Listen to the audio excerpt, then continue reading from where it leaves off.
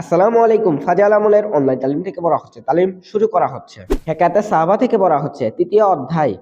সাহাবা একরাম রাদিয়াল্লাহু তাআলা আনহুদের দুনিয়ার প্রতি অনাগ্রহ ও দরিদ্রতার বর্ণনা।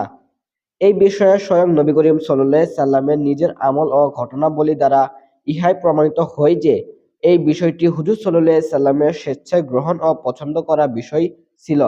এই বিষয়ে হাদিসের কিতাবসমূহে এত অধিক সংকট ঘটনা বর্ণিত রহিয়াছে, যেগুলি নমুনা সংরূপ উল্লেখ করা দুষ্কর। নবী করিম সাল্লাল্লাহু আলাইহি সাল্লাম বলিয়াছেন, দরিদ্রতা মুমিনের উপঢৌকন। ১. পাহাড় সমূহকে স্বর্ণ বানাইয়া দেওয়ার ব্যাপারে হুজুর সাল্লাল্লাহু আলাইহি সাল্লামের অস্বীকৃতি। হুজুর সাল্লাল্লাহু আলাইহি সাল্লাম বলেন, আমার রব আমার নিকট এই প্রস্তাব রাখিয়াছেন যে মক্কার পাহাড় সমূহকে আমার জন্য সোনায় পরিণত করিয়া দেওয়া হইবে। কিন্তু আমি আরজ করিলাম, হে আল্লাহ, আমার কাছে ইহাই পছন্দনীয় যে একদিন পেট ভরিয়া আহার করিব, আর আরেকদিন ক্ষুধার্ত থাকিব। যখন ক্ষুধার্ত থাকিবে তখন আপনার দরবারে কান্নাকাটি ও কাকুতি মিনতি করিব আর আপনাকে স্মরণ করিব। আর যখন পেট পূর্ণ করিয়া আহার করিব তখন আপনার শুকরিয়া আদায় করিব এবং আপনার প্রশংসা করিব। তিরমিজি। ফায়দা: ইহা সেই পবিত্র ব্যক্তির অবস্থা আমরা যাহার নাম লইয়া থাকি, যাহার উম্মত হওয়াকে গৌরবের বিষয় মনে করিয়া থাকি এবং যাহার প্রত্যেকটি কাজ আমাদের জন্য অনুপ্রেরণা স্বরূপ। ২. হযরত উমর রাদিয়াল্লাহু তাআলা আনহু এর সচ্ছলতা কামনার দরুন তাহাকে সতর্ক করা ও হুজুর সাল্লাল্লাহু আলাইহি সাল্লামের জীবিকা নির্বাহের অবস্থা। একবার স্ত্রীগণের কিছু বাড়াবাড়ির কারণে হুজুর সাল্লাল্লাহু আলাইহি সাল্লাম কসম করিয়াছিলেন যে ১ মাস পর্যন্ত তাহাদের কাছে যাইবেন না, যাহাতে তাহারা সাবধান হইয়া যান। অতএব তিনি উপরে একটি পৃথক হুজরায় অবস্থান করিয়াছিলেন। লোকজনের মধ্যে এই কথা ছড়াইয়া পড়িল যে হুজুর সাল্লাল্লাহু আলাইহি সাল্লাম আপন বিবিগণকে তালাক দিয়াছেন। হযরত উমর রাদিয়াল্লাহু তাআলা আনহু তখন নিজ ঘরে ছিলেন। এই সংবাদ শুনিয়া দৌড়াইয়া আসিলেন।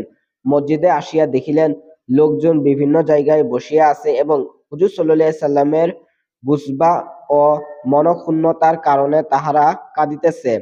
বিবিগণও নিজ নিজ ঘরে বসিয়া কাঁদিতেছে। হযরত উমর রাদিয়াল্লাহু তাআলা আনহু আপন কন্যা হযরত হাফসা রাদিয়াল্লাহু তাআলা আনহের ঘরে আসিয়া দেখিলেন তিনিও কাঁদিতেছেন। হযরত উমর রাদিয়াল্লাহু তাআলা আনহু বলিলেন, এখন কাঁদিতেছ কেন?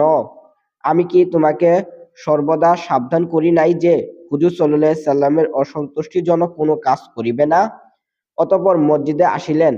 সেখানে মিম্বারের কাছে একদল লোক বসিয়া কাঁদিতেছিল। কিছুক্ষণ তিনি সেখানে বসিয়াছিলেন, কিন্তু অত্যধিক চিন্তার দরুন বসিয়া থাকিতে পারিলেন না। সেখান হইতে উঠিয়া হুজুর সাল্লাল্লাহু আলাইহি সাল্লাম যে হুজরায় অবস্থানরত ছিলেন উহার নিকট আসিলেন এবং হযরত রাবাহ নামক গোলামের নিকট, যিনি হুজরা সিঁড়িতে পা ঝুলাইয়া বসিয়াছিলেন, ভিতরে প্রবেশের অনুমতি চাহিলেন।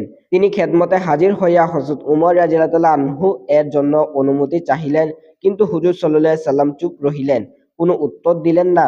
হযরত রাবাহ আসিয়া হযরত উমর রাদিয়াল্লাহু তাআলা আনহুর নিকট ইহাই বলিলেন যে, আমি আপনার কথা বলিয়াছি, কিন্তু কোনো উত্তর দেন নাই।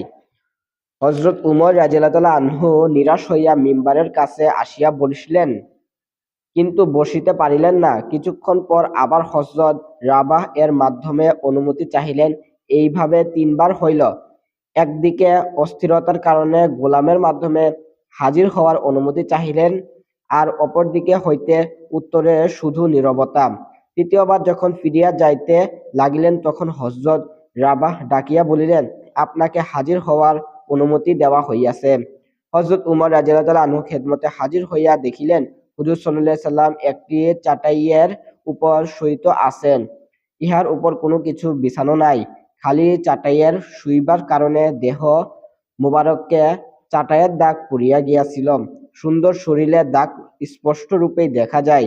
শিউরে খেজুরের ছাল ভর্তি একটি চামড়া বালিশ ছিল।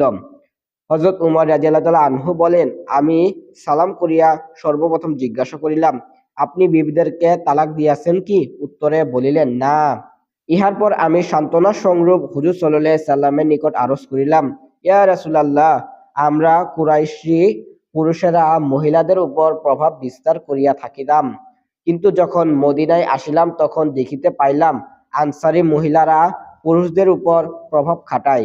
ইহাদের দেখাদেখি কুরাইশি মহিলারাও এইরূপ হইয়া গিয়াছে। অতঃপর আমি আরো কিছু কথা বলিলাম, যাহার ফলে হুজুর সাল্লাল্লাহু আলাইহি সাল্লামের চেহারায় হাসির চিহ্ন পরিলক্ষিত হইল।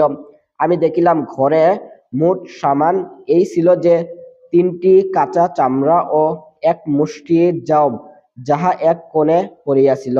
আমি এদিকে সেদিকে তাকাইয়া দেখিলাম এগুলি ছাড়া আর কিছুই পাওয়া গেল না। ইহাতে আমার কান্না আসিল। হুজুর সাল্লাল্লাহু আলাইহি সাল্লাম জিজ্ঞাসা করিলেন, কাঁদিতেছ কেন? আমি বলিলাম, ইয়া রাসূলুল্লাহ, কাঁদিব না কেন? আপনার শরীরে চাটাইয়ের দাগ পড়িয়াছে, আর আপনার ঘরে মোট আসবাব এই যাহা আমি দেখিতেছি। অতঃপর আরজ করিলাম, ইয়া রাসূলুল্লাহ, আপনি দোয়া করুন যেন আপনার উম্মত সচ্ছলতা লাভ করে। এই রুম ও পারস্য যাহারা আল্লাহর ইবাদত করে না, বেদিনী হওয়া সত্ত্বেও তাহাদের জন্য এত প্রাচুর্য, এই কায়সার, কেসরা বাগবাগিচা ও নহরের স্বচ্ছন্দ ভোগ করিবে, আর আপনি আল্লাহর রাসূলের তাহার খাস বান্দা হওয়া সত্ত্বেও আপনার এই অবস্থা। নবী করিম সাল্লাল্লাহু আলাইহি সাল্লাম হেলান দিয়া শুইয়াছিলেন। হযরত উমর রাদিয়াল্লাহু আনহু এর এই কথা শুনিয়া উঠিয়া বসিলেন এবং বলিলেন, উমর, এখনো কি তুমি এই ব্যাপারে সন্দেহে পড়িয়া আছো? শুনো, আখিরাতের সুখ সচ্ছলতা দুনিয়ার সুখ ও সচ্ছলতা হইতে বহু উত্তম। এই কাফেরদের উত্তম খাবার এবং সুখ সত্তার দুনিয়াতেই তাহারা পাইয়া গিয়াছে, আর আমাদের জন্য আখিরাতে সঞ্চিত রহিয়াছে। হযরত উমর রাদিয়াল্লাহু আনহু বলিলেন, ইয়া রাসূলুল্লাহ, সত্যিই আমি ভুল করিয়াছি, আমার জন্য ইস্তেগফার করুন। ফায়দা: এই হইল দিন দুনিয়ার বাদশাহ আল্লাহর প্রিয় রাসূল সাল্লাল্লাহু আলাইহি সাল্লামের জীবনধারা। চাটাইয়ের উপর কোনো চাদর বিছানো নাই, শরীরের উপর দাগ পড়িয়া রহিয়াছে, ঘরের আসবাবপত্রের অবস্থাও জানা হইয়াছে। তদুপরি এক ব্যক্তি দোয়ার দরখাস্ত করিলে তাহাকে সতর্ক করিয়া দিলেন। হযরত আয়েশা রাদিয়াল্লাহু আনহা এর কাছে কেউ জিজ্ঞাসা করিয়াছিল, আপনার ঘরে হুজুর সাল্লাল্লাহু আলাইহি সাল্লামের বিছানা কিরূপ ছিল? তিনি বললেন, একটি চামড়ার বিছানা ছিল, ইহাতে খেজুরের ছাল ভর্তি ছিল। হযরত হাফসা রাদিয়াল্লাহু আনহা এর কাছেও কেউ জিজ্ঞাসা করিল, আপনার ঘরে হুজুর সাল্লাল্লাহু আলাইহি সাল্লামের বিছানা কিরূপ ছিল? তিনি বলিলেন, একটি চট ছিল, ইহা 2 ভাঁজ করিয়া বিছাইয়া দিতাম। একদিন মনে করিলাম, যদি 4 ভাঁজ করিয়া বিছাইয়া দেই তাহা হইলে বেশি নরম হইবে। এই ভাবিয়া 4 ভাঁজ করিয়া দিলাম। হুজুর সাল্লাল্লাহু আলাইহি সাল্লাম সকালে জিজ্ঞাসা করিলেন, আজ রাত্রে কি বিছাইয়াছিলে? আমি বলিলাম, ওই চটটি ছিল যাহা 4 ভাঁজ করিয়া দিয়াছিলাম। তিনি বলিলেন, পূর্বে যেরূপ ছিল সেইরূপই করিয়া দাও, ইহার কোমলতা রাত্রি জাগরণের বাধা সৃষ্টি করে। এখন আমরা আমাদের নরম নরম এবং তুলার তৈরি শোষক সমূহের প্রতিও দেখি। আল্লাহ তাআলা কত সুখ সচ্ছলতা দান করিয়াছেন, ইহার পরও শুকরিয়ার পরিবর্তে সর্বদা মুখের অভাবেরই অভিযোগ চলিতে থাকে।